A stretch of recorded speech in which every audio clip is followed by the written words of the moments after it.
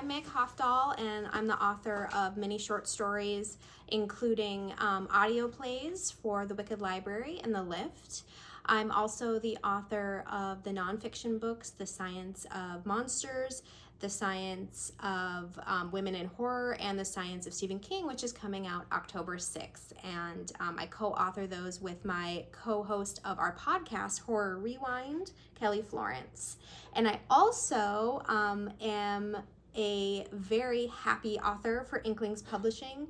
I've written 2 short story collections for them, as well as my 3-part novel series, Her Dark Inheritance, Daughters of Darkness, and the 3rd installment, which is coming out October 24th, called The Darkest Hunger.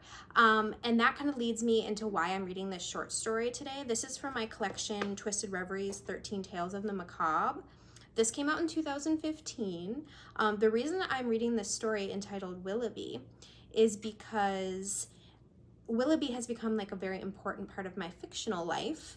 All of the 3 novels that I wrote, they take place in Willoughby, Minnesota, which is like this creepy little sort of rural Gothic town in Minnesota, as well as one of my short story collections. So this is sort of the gateway into Willoughby. So if you like it, I encourage you to check out my other books. Okay, I'm gonna start now. I hope you're nice and warm and cozy. Willoughby. Inside Willoughby Grocery, you'll find everything you might need for a quick stop. You can purchase 3 flavors of spaghetti sauce and mint ice cream with little chocolate cows mixed in. You'll find batteries and whipped cream in a can, and you can even pick up Sudoku books and gum at the checkout. But everyone in Willoughby, Minnesota knows not to shop here for more than a bag full. Instead, they get the kids strapped into the car, iPads in hand, and drive the 35 minutes to the Fergus Falls Superfoods. Willoughby Grocery is simply for the times you forgot the olives or the bread, or you couldn't wait another minute for a candy bar. Amanda knew that her family store was an in-between, an overpriced convenience, a stop for either the forgetful or the lazy. She quite liked it this way because it meant her nights at work were spent reading and dreaming. On this night, Amanda had a yellowed paperback, Stephen King's It, waiting on the counter while she dusted the cookie packages. Unlike the milk and diapers, the Oreos and vanilla wafers got rather dusty. Dylan's grandma is done, Riley Fisher appeared next to her in the aisle. Amanda tried not to look up at his face. His flirting has recently become more aggressive and even more of a surprise. Amanda had been playing along. She had absolutely no intention of ever dating Riley, but she enjoyed their new banter. That was until he had made a rather awkward pass at her while they were walking home from work. Since then, Amanda had resigned herself to nods and polite small talk. Concentrating on being cold to Riley had been exhausting. It took effort. Amanda felt more natural, laughing at his bad jokes and touching his elbow while he told him a story. While she told him a story. Yup, Amanda stared at the feather duster in her fingers and walked away from Riley. Mrs. Woodhouse stood at the register with a full basket. "I'm sorry, Mrs. Woodhouse. I hope you weren't waiting long." Amanda gave the old woman a sincere smile. No, you work so hard, Mandy." Amanda laughed. "I don't know about that, but you can tell my dad that next time you see him." She began to remove the collection of yogurts from the wire basket.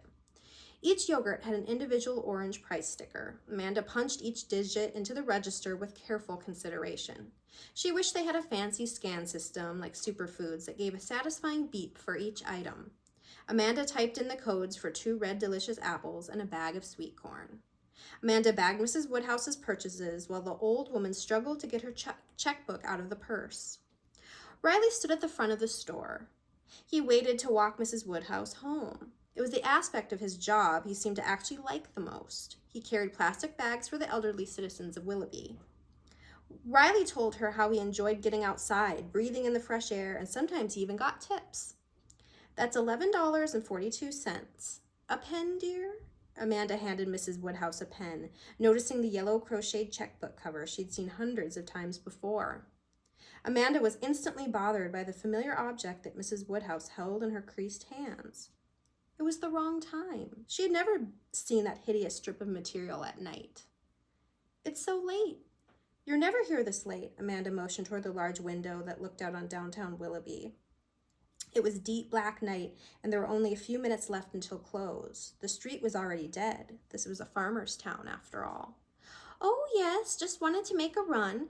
I knew Riley would be here to walk me home." The old woman didn't look up from her checkbook. She wrote the date with a shaky hand. "It's a good thing, too." Amanda nodded. It was still so odd. Mrs. Woodhouse, early riser, here at nearly 10 at night. Amanda felt a surprising anxiety building in her belly. Something wrong was going to happen. Not exactly bad, but wrong. Her own grandmother, the one still alive, was surely fast asleep now. She hadn't known an old woman, certainly not one as old and withered as Mrs. Woodhouse, to go out past dinner time. It was unfair, Amanda supposed, to assume anything. Maybe after a quick stop to drop off the yogurt, Mrs. Woodhouse would be on her way to Minneapolis Dance Club. She smiled at the thought. It made her feel better.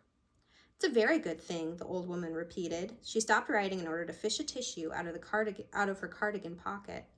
She pressed it to her wrinkled nose and gave a rather impressive blow. Amanda looked automatically to Riley, widening her eyes to show her annoyance. He gave a toothy smile, his way of agreeing. She took notice of the flush in his cheeks and felt a sudden twinge of regret. She shouldn't have looked his way. He was already reading into her glance, hoping it meant she was ready to flirt and joke again. God, how was she going to be nice, both nice and cold? It would all hopefully become easier next year in college. Mrs. Woodhouse put her used tissue back in her pocket and took up the pen. "That monster is out there tonight."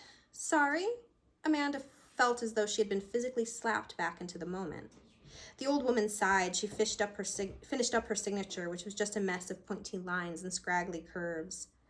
"Oh, the monster. He was out by the Hines' place, hiding behind that. You know that. Oh, that Dan Hines put in their front yard. You know, the bench swing." Riley grabbed the two plastic bags of food, ready to deliver. "Monster?" Amanda squeaked. Doris Woodhouse smiled, revealing 2 rows of yellowed ancient teeth. "Bench swing, yes. Dan Hines is such a show-off. He's going to put a koi pond in, too, you know, next summer, I think he said." "Do you mean an animal?" Riley's eyebrows knit together in confusion. Amanda appreciated his hesitant expression. She knew she had gone pale. Oh, no, he's not a fox or bear or anything like that," Mrs. Woodhouse giggled, as though the very idea was ridiculous. "But you're a big boy, Riley. You'll protect me." She placed her knotted fingers on Riley's thin arm. He flinched at the old woman's touch. Amanda watched silently as Doris Woodhouse zipped up her enormous satchel bag and then shuffled across the linoleum toward Willoughby Grocery's front glass door. Riley followed with a brown plastic bag in each hand.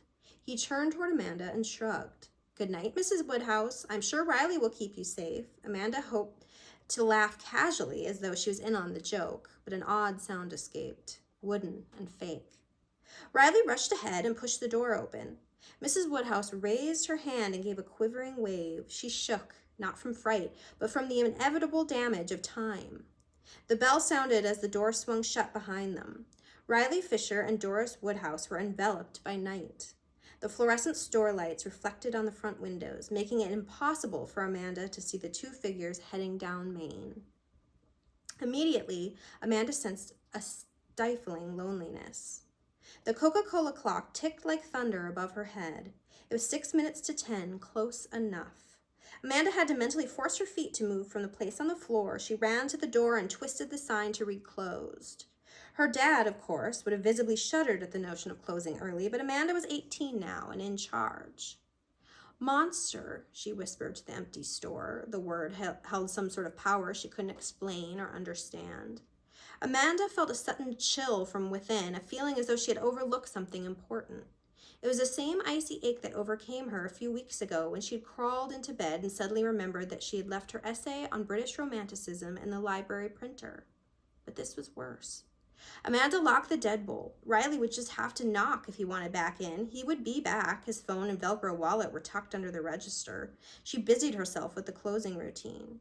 She stuffed all the money from the register into a small canvas bag and initialed the log. She tidied the single checkout counter and placed the basket Mrs. Woodhouse had used back with the others. Silence followed her from aisle to aisle as she did a last check. There were no muffled voices coming from the city cafe next door. They closed at 8:30. Amanda was thankful to note the funeral home that shared the western wall with Willoughby Grocery was characteristically quiet, too. She hoped Riley would knock soon. Mrs. Woodhouse's Victorian was only 3 blocks north.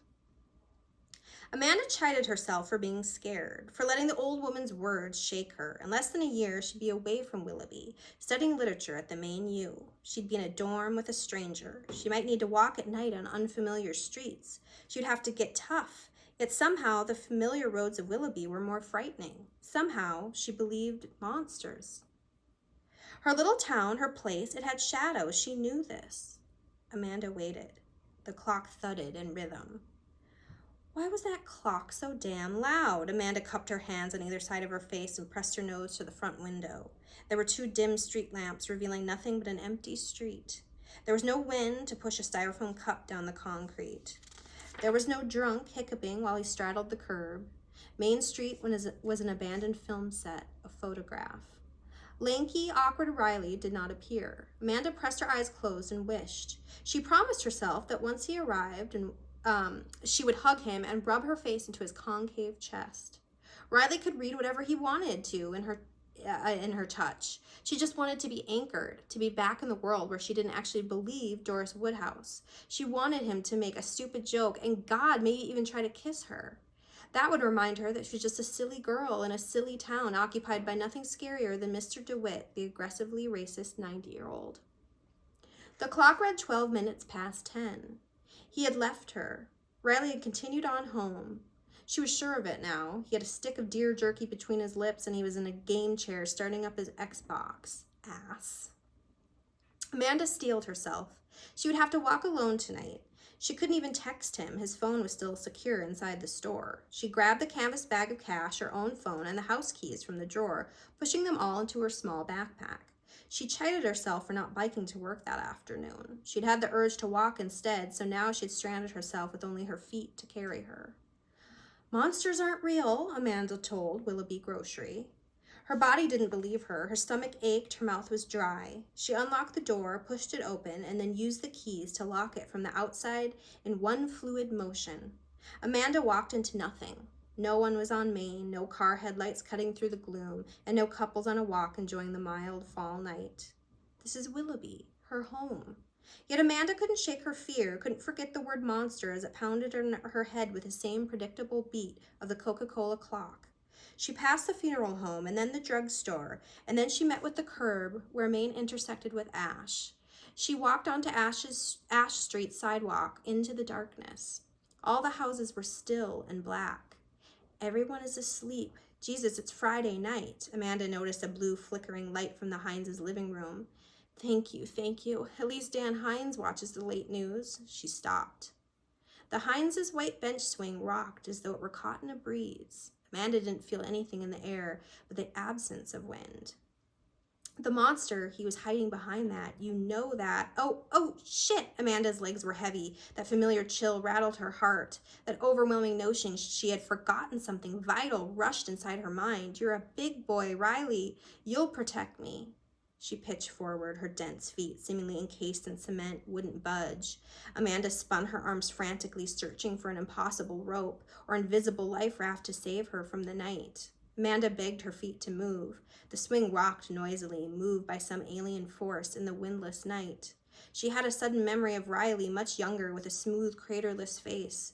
She'd been alone in the t-ball field, her limbs frozen. She stood in an awkward dance-like pose, her legs about to slide into the splits. She waited for him to unfreeze her. Riley ran up to her side, breathing heavy from the game, and considered the best place to rest his small hand.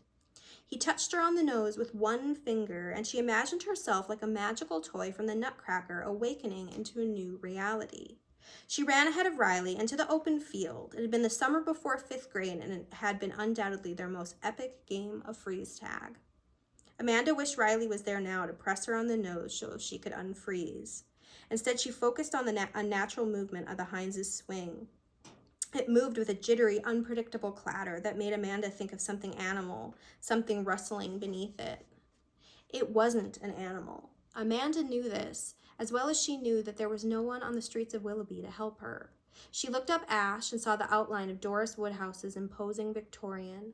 Somehow every window was black. Not just black, but each window was a void. Amanda pitched forward. Finally, her feet obeyed and came with the rest of her. She made her way up to the sidewalk, keenly aware of the Hineses' swing. It had stopped creaking. She supposed the monster was finding a new hiding place, or perhaps he followed right behind her. If she turned, he would be at her heels like a lost puppy. She laughed at the notion of him being in any way puppy-like. She knew what it looked like. Her mind's eye had his figure stored inside. She knew his snout, and his eyes were wolfish, yet he had no fur. His skin had a human texture, but was starkly white, mottled with brown veins. He could both stand and crawl with ease. Amanda didn't want to think of his mouth. She couldn't picture it. She was oddly relieved the image was not accessible. Reaching the edge of Mrs. Woodhouse's black wrought iron fence, Amanda stopped. She considered using the enormous crow-shaped knocker on the front door and knocking until her hands bled, just to ask a question, just to see a human. But Amanda knew Mrs. Woodhouse would not answer her door. Amanda could knock until he wrapped her in his muscular front legs and began to chew. But Mrs. Woodhouse would sit in the darkness because that is what they all did. Amanda knew this. So instead, she picked up the pace and walked on wobbly legs a few more blocks north to the last paved street of Willoughby. Amanda made a left, although the darkness was overwhelmingly complete. She could make out the lines of her house. The windows were all black, as she knew they would be, but the sense of closeness was intoxicating to her. Soon she would hug her mother. Soon she would be in bed. Soon she would forget. Amanda passed her neighbors, determined to make it to her front step. She kept her eyes on the family home, recognizing each corner and line. Unexpectedly, she made out the shape of something else, something not right. It shifted in the darkness, moving with the same stilted uneasiness as the swing. "Hello?" Amanda swallowed down a sick rise of phlegm. Oh no, he's not a fox or bear or anything like that." The creature sat on the front porch. He had been waiting for her on the top step. He rose as Amanda stopped at the end of the gravel driveway. She noted how he blinked his yellow eyes in an oddly human manner. She recognized his hairless tail as it wrapped like a snake around his torso.